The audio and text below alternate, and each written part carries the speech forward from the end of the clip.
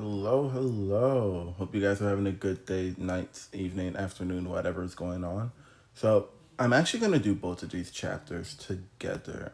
I think they go together really well. So, let's just jump right into it. So, there's just a few equations you need to know. Okay. So, I tried to ignore this. This didn't work for both of them. So, I just wrote them. Vmax, Km, and so when you have this is going to make more sense when we look at the graphs, but a big thing that is important is this right here. So the concentration of your actual substrate is going to be at 1/2 Vmax. And what I mean by this is, let's say we drew this, and then we had, let's say that this, let's just, again, don't do this on an exam, but let's call this Vmax, right? Let's say that we had a bunch of different values, and this is all concentration of your substrate. Okay, right. Let's say that we put this there. Okay, so 1/2, right, of Vmax is your Km. So in this case, our Km will be 3. Okay, you will never solve it like that ever. Okay, I'm here to teach you the concept. So definitely this is huge. You need to know that your substrate concentration is 1/2 your Vmax. Okay, so at 1/2 Vmax, that's the concentration of your substrate. This matters because a lot of times, first thing, make sure you memorize this equation.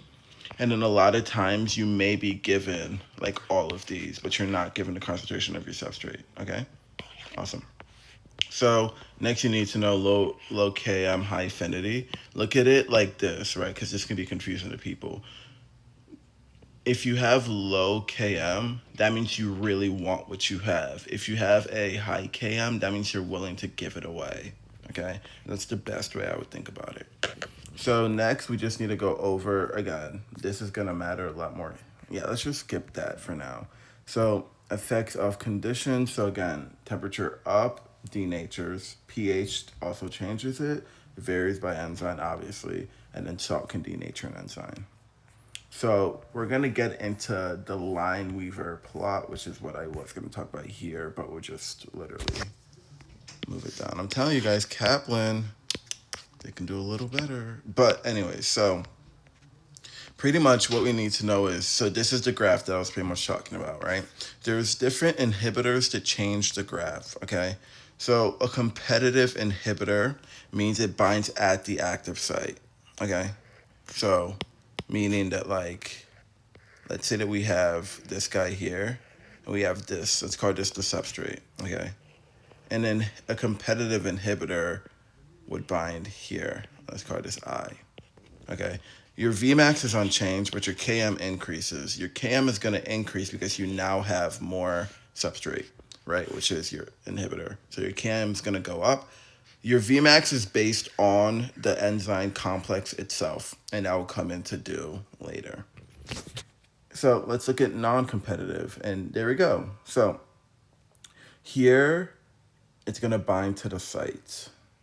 So let's say I have this here. Let's call this our substrate, right? So your inhibitor in terms of non-competitive is going to bind here. Okay, so what's going to happen is your Km is unchanged, right? Because you do nothing to the actual active site with the substrate. But because your inhibitor is bound to the enzyme allosteric site itself, it actually kills this whole enzyme complex. Okay, so your Vmax will go down.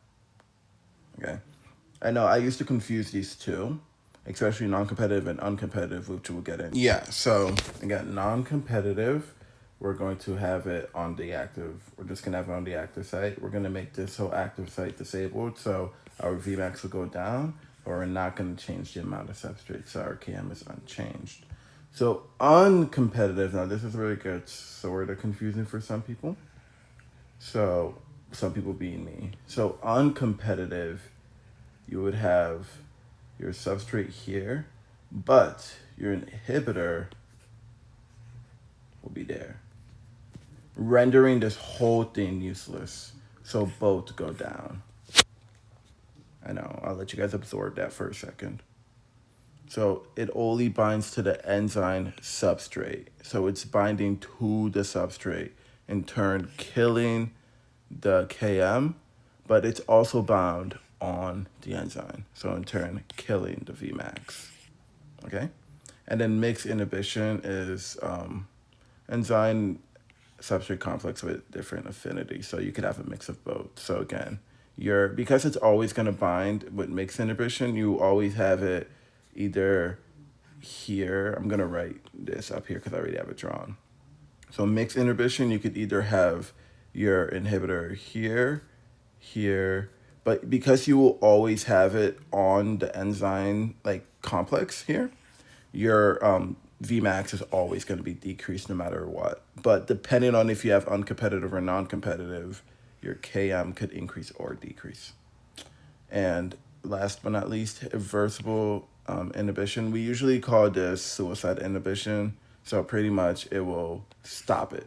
The enzyme will not work at all. And one key thing for the MCAT, hint, hint, is aspirin. Well, thank you for sticking with me. We have chapter 2.5, and then we're done with chapter 2. And let's see what chapter 3 is while I have you guys. Let me go ahead and waste some of your time. So, non-enzymatic proteins and functions. So, we'll go take a look at that. See you guys.